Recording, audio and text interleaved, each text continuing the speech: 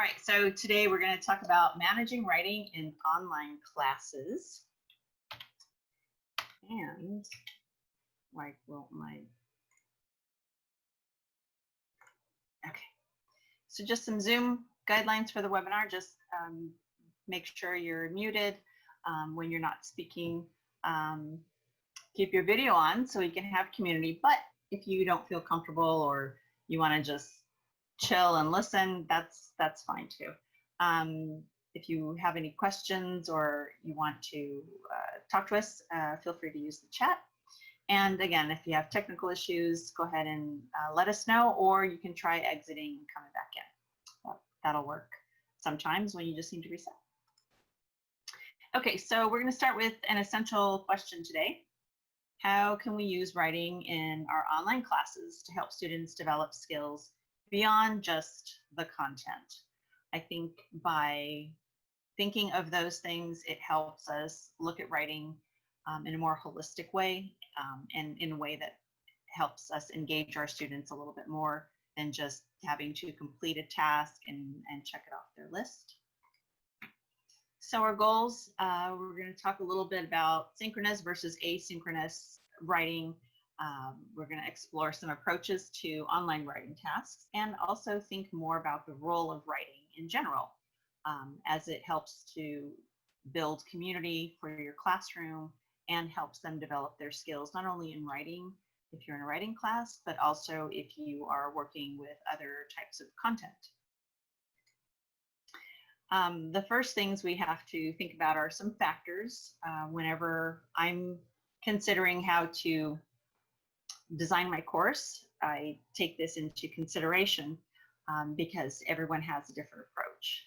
Very rarely do I have an English major in my freshman composition class. I think I can count on my right hand how many times I've had an actual English major in my classroom. So students will enter the classroom with different feelings about writing. They will have different ideas about what its purpose is in terms of their content or how it fits into what they're doing overall. Sometimes the expectations don't match up. So what the student expects from the course or what they expect to learn might be different from what the teacher wants them to engage in and what they should be learning in terms of the course outline or the student learning outcomes. So always making sure that those expectations are clear is very helpful in a writing class. Time management, always something to think about, and always helping students understand the writing process and what it takes to put together a solid essay or a research project or whatever it is that they're writing about. And also, very important, this is what I hear from students a lot, is they don't always understand the feedback. They don't know how to use the feedback. So finding those ways to connect and help them understand what to do with the feedback they have been given about their writing really helps them engage in a different way. So first, and this is my approach, and I find that using this approach helps them buy in a little bit more. Again, a lot of my students are from various backgrounds and various fields, and so I routinely hear, well, I'm not going to use writing in my job. I'm doing this. So why do I need to worry about writing? So for me, it's trying to help them figure out how writing fits into their own fields and into their world and how they can use writing beyond my class, just so that they, selfishly, so that I can get them to buy into what I'm saying, but also so it enriches their writing and their writing skills and understanding how to write. So if we help them understand how to make the writing meaningful to them, they are more willing to engage. And I have found I honestly get more work out of them when they feel like their ideas are on the page and they own it. This is their idea. This is what they want to say. So they will trudge through the punctuation and the syntax and all those very tedious sort of task-based moments because they've already dealt with their ideas and their insights. So I like to think about, bring your insights, bring some intention, meaning, what are the technical pieces of your writing? And that's how you create interesting writing. And when they start to see writing as something that needs to be interesting and how to create interest, it changes a little bit of their mindset about why writing matters and how it can be used in lots of different ways. If they often come in with, oh, I just have to do it because it's a general ed class, I have to take it, they write things like Wikipedia pages. And then I tell them, do you enjoy reading Wikipedia pages? And they say no. So then we have more conversations about, what is meaningful writing? What makes you read something? And in that way, they get a sense that they need to put in a little bit more into their writing.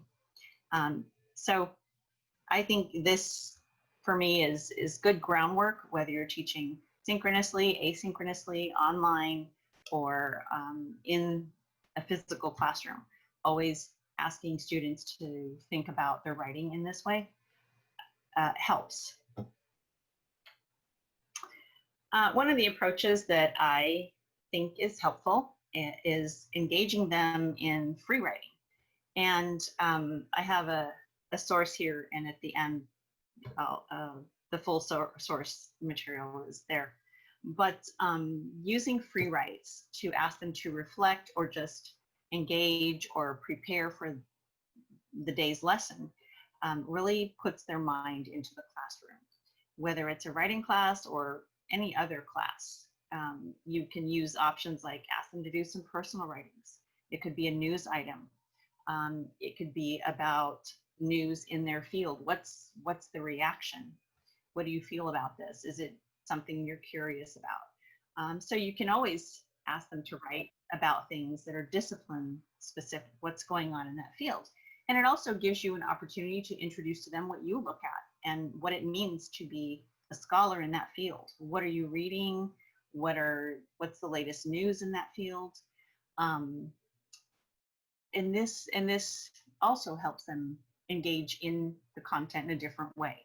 So even if it's something that's very like computer science or math related, thinking about the conversations in that field is also helpful, and starting to teach them how to respond in writing to these different pieces of news or pieces of information in their field also helps make it meaningful.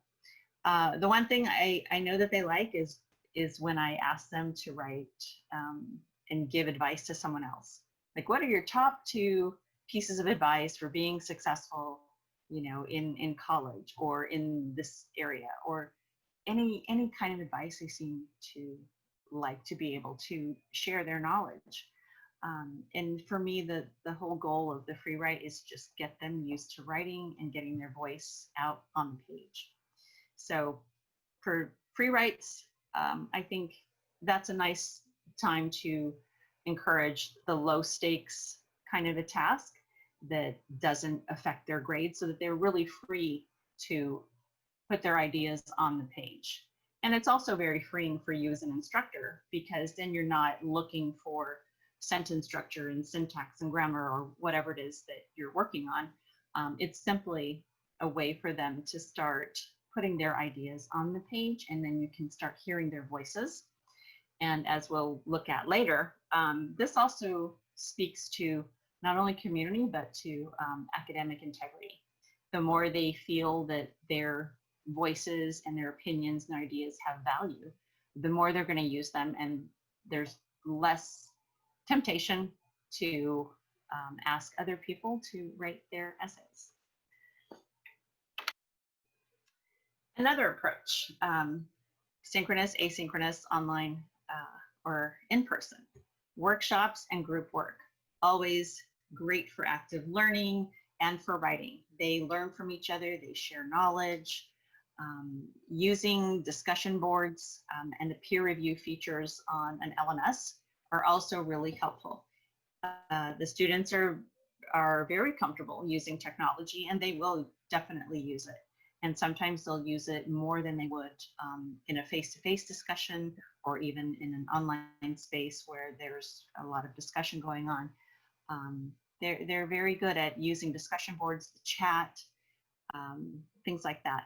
I personally stick to the LMS of my school because of privacy issues and things like that. I don't want them leaving our school space and using other forms of discussion, especially when it's class related. If you're using Zoom, or if your school uses a platform that allows for breakout rooms, I highly recommend that as a way to continue group work and encouraging them to talk to each other and learn from each other. Another approach is offering different types of writing that help them see what it looks like. I personally have to do that as well. If I'm getting ready to write something, I was once asked to write a book review, and I was like, I have no idea how to do that. Oh my God. And so when I started reading other book reviews, then I got a sense like, okay, I've got to include these pieces, I've got to use this kind of language. And then it helped me understand a little bit better how to craft my own writing. So this works for students as well. And especially if you're in a different discipline, this is a great way to introduce them to what the writing looks like for their field. And that way they're a little bit more attentive, especially if it's related to their field, right? A computer science major is not going to care what, John Donne wrote in 16 whatever. It's like, well, why do I need to know this? So sometimes by introducing different types of writing in different fields, you can encourage them to think a little bit more broadly about writing and its purpose. What are the strategies that writers use? How is it set up? And it's also great to use these samples for revision or editing practice, and asking them, like, how would you say this if you were presenting this online or at a conference, or if you were explaining to your younger brother or sister this concept? What kind of language would you use? What would you change? So asking them to just engage with the writing in different ways makes them more agile writers, so that they understand that there's different ways to write, different audiences, and understanding that writing isn't just for the classroom. There are other ways to write for other purposes and in other fields. Also, when you are thinking about writing, whether in a writing class or elsewhere, multimodality is key. This is the world today. Everything has some kind of mix. Images, videos, convey messages and tell stories through that visual piece. So sometimes when in my class, I will include a task or a writing task where they have to do something related to this visual piece, and they enjoy it. They get to do something different, and the more they can engage and the more they feel that what they're doing is welcome in the classroom, the more they I feel like they buy in a little bit more, and they work a little harder because it's something different, and they feel that the teacher appreciates that they have something else to offer. So always thinking about multimodality is critical, because students have different strengths. And when they see that you recognize that as an instructor, it goes a long way in building this community and building trust with your students. And that last piece, a short writing to accompany whatever it is you're doing, I did offer them a creative piece, but I said you have to, if you're going to do this, I still need a one-pager explaining, why you chose this project, what you hope to get out of it, et cetera, et cetera. So I still had them write a little something, and they did. It was great. They did a really, really good job, and they appreciated that it was something different. Feedback and assessment. Okay, in writing, the number one complaint that I've heard from students is that in the past, they did not understand what to do with the feedback. They didn't, or sometimes they didn't get it. Sometimes they would say, oh, my teacher just gave me a C+, and I couldn't figure out what was wrong with my paper. So always making sure that your feedback is clear, the way you're assessing students is clear. And if I may say, we have a webinar in a couple of weeks about assessments. Always consider revisions. And I'm going to come back to that because I know that's, even amongst my writing teacher colleagues, we have differences about that. Consider revisions. Of course, establish your parameters and what you can accept in terms of revisions. Think about progressive grading. Maybe, grade an outline or grade, a one pager, and then have it build towards the bigger project. And that fits in with this idea of formative and summative assessments. Also allow them opportunities for self-assessment and peer assessment.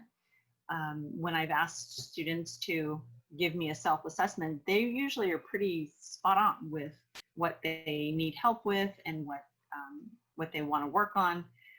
So it's great. So if you're working with peer review, it's very helpful if you ask the student to say, what do you want help with? Where were you struggling? What can your peer offer you? And that way they can really distill what their problems are with their writing, if they're having any, what else they want to know. So self-assessment is really important, and it gets them more involved in the writing process. Okay, revision. I've worked with people that will say, I limit the revisions. I can't have them revising, 1 million times. This is ridiculous. It takes too much time. I disagree with that. And I have found that when I have told my students, yeah, you can revise up until the end of the semester, just turn it in. Sometimes they wait, but in waiting, their writing skills have improved throughout the semester, and they will go back to that first essay and go, oh my God, I can't believe I made these mistakes.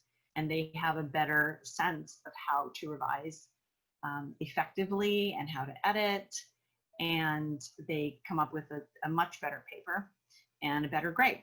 So for me, I think revision has some value.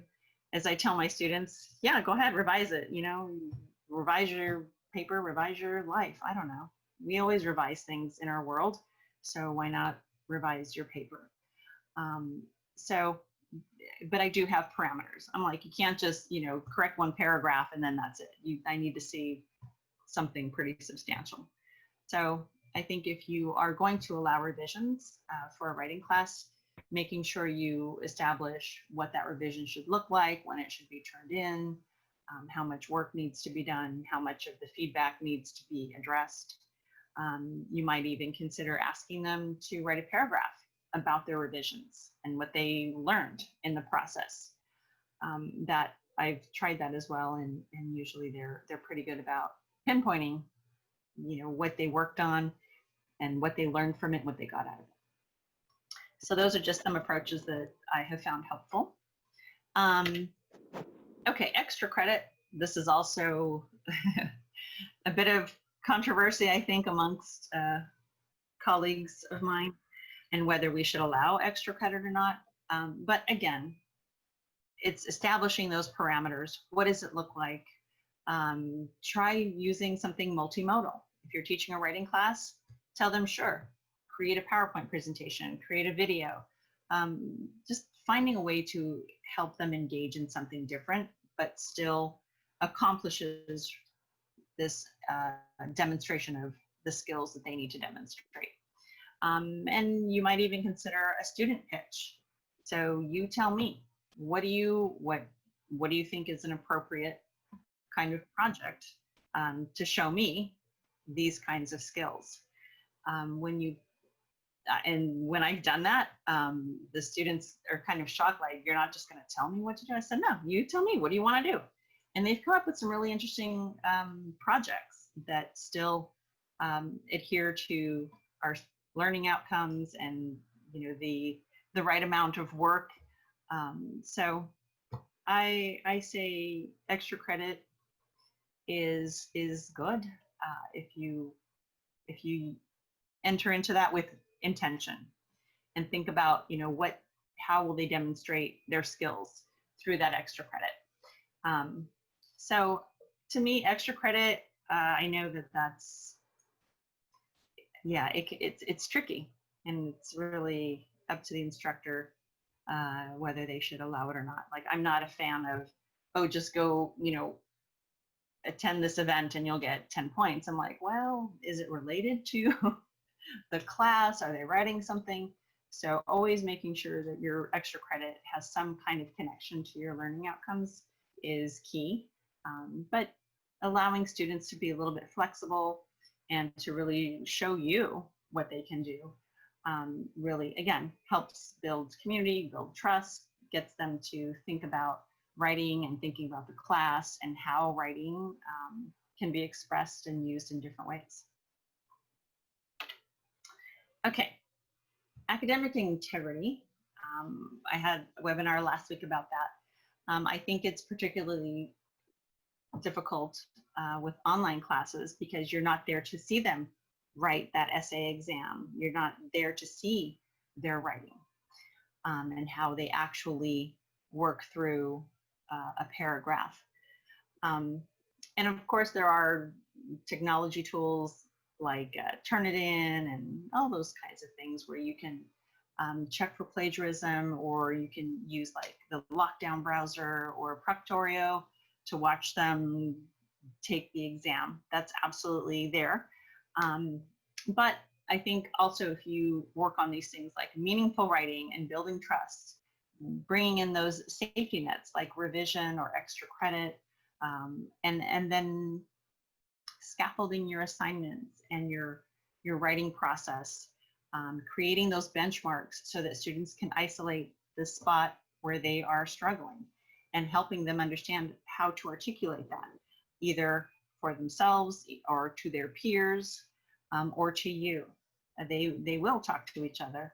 They will help each other out. But I think what's really helpful is helping them understand how to articulate that. How do they say, I don't get it, in a way that makes sense to someone else so that they can get the feedback that they need for their writing. And so here are just some different approaches, for your students, and thinking about how to be successful in your class. Have a discussion about it. Have a writing moment. Like, you can ask them, how do you think you can be successful in this class? And just having them think about their goals and what they're doing for the class.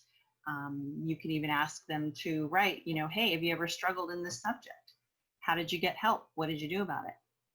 And then asking them, like, do you know how to talk about whether you've fallen behind or because of time management or not understanding the material? How would you say that? Or again, with the advice, like, what would you tell someone if they were falling behind?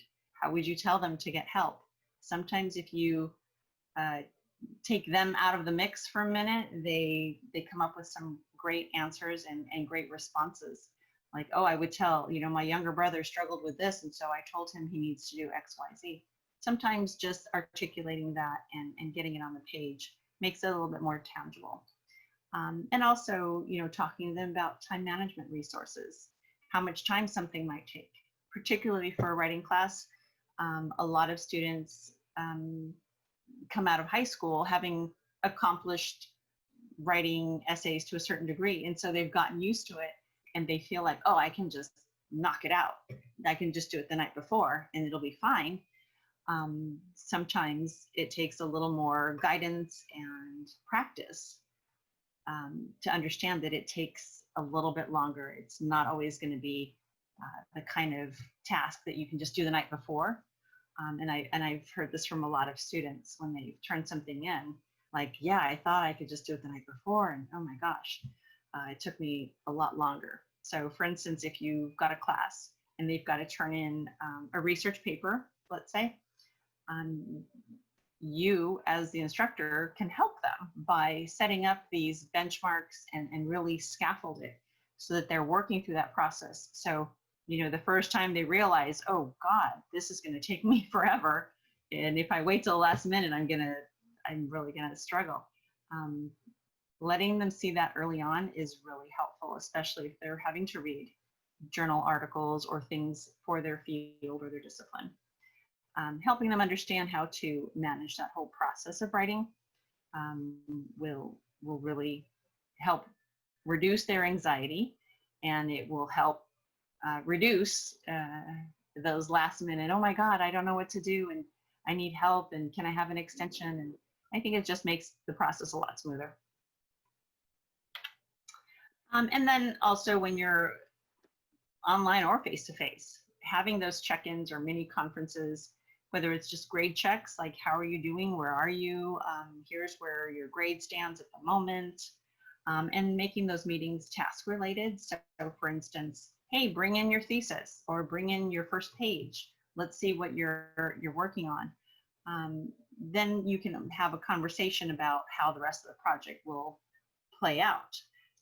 Very often students will think, oh, I'm just going to talk about this in my research paper. And then when we meet and I say, all right, you have to consider these other things, they realize that they've taken on a topic that's too broad. So it's really helpful to have those individual check-ins, whether it's an online space or if you're just emailing back and forth. It's great to really connect with them individually to make sure that they're on track and that they're not going to be boxed into a corner if they're running out of time.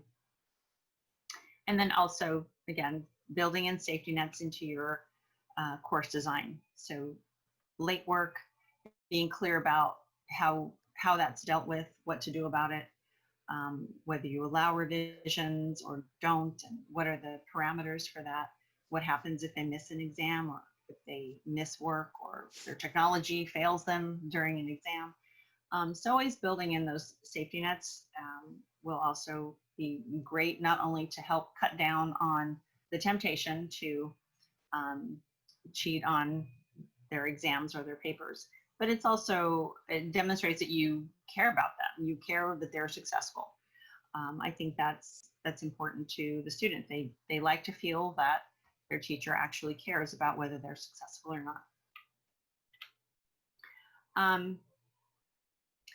So when you are using exams for a writing class, using these strategies like open book, open note, open web, those kinds of things can help cut down on the temptation to cheat. And I think it's very difficult with writing because there is so much out there.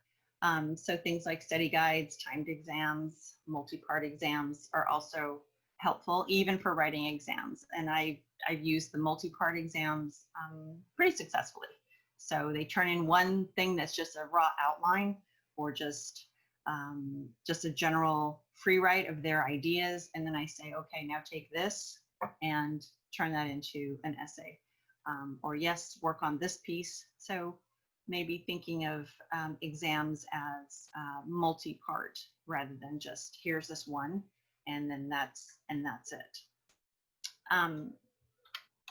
Okay, so some resources that I found that were really helpful in thinking more about teaching writing online. I came across this that was just kind of what we've talked about, and some of these were referenced earlier. So 6 practical approaches for teaching writing online was very straightforward. And so this is another source. And I think this one was about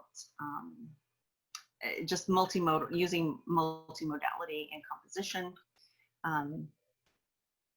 This one was about reflective practice and making writing meaningful.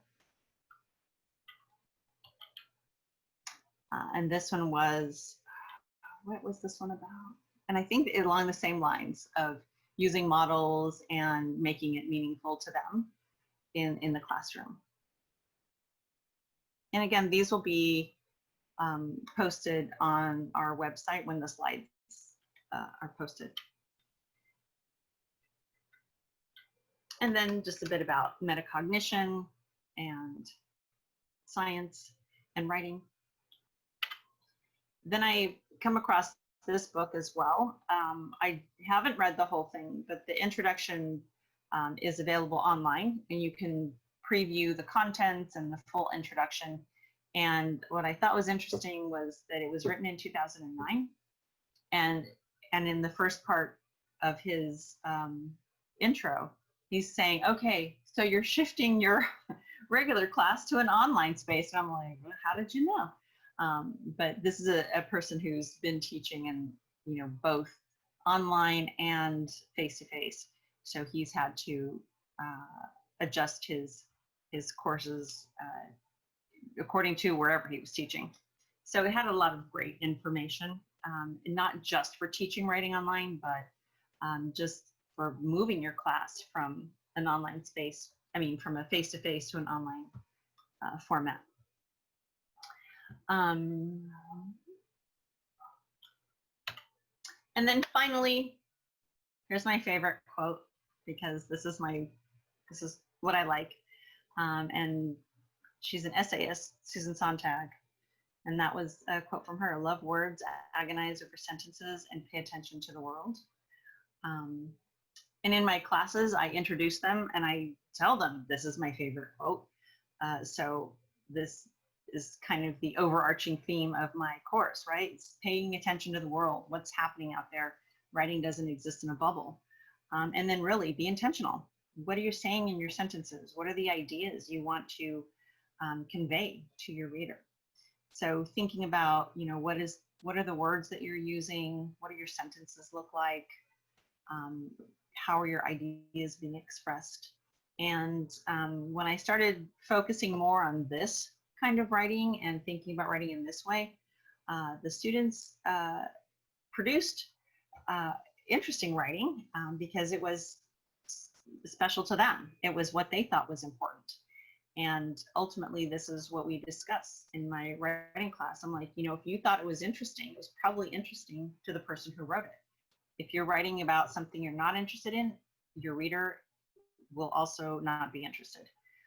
And so when I started having these discussions with my students about what makes interesting writing and why it's interesting, they didn't view the course so much as this course that they had to take and check off their box and follow a formula.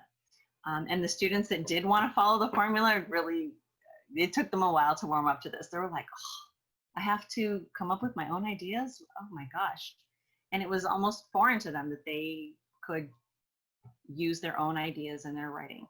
So for me, I think by focusing on meaningful writing, whether it's a writing class or elsewhere, making connections to whatever you're writing and what ideas you're expressing about any topic is something that the students appreciate and enjoy.